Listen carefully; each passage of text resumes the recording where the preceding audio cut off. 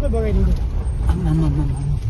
यो झोलेनी पुलबाट पहिला पारी जाने मान्छे अनि गाडी उबाट तारेर पारिपट्टि राखेको हुन्थ्यो पहिले, त्यहाँबाट मान्छेले बोक्थ्यो अनि सुर्खेतबाट नेपालमा आउने गाडी यहाँबाट यही नम्बर लगाउँथ्यो अनि यहाँबाट फर्किन्थे। त्यही झोलेनी पुलबाट आउने मान्छे पेसेन्जर अनि यहाँ पुरै घरहरू थियो, होटलहरू थियो सबैहरू।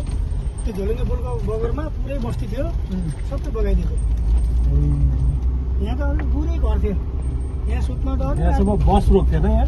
हजुर यहीँ हुन्थ्यो स्टेसन। यही स्टेसन थियो। स्टेसनै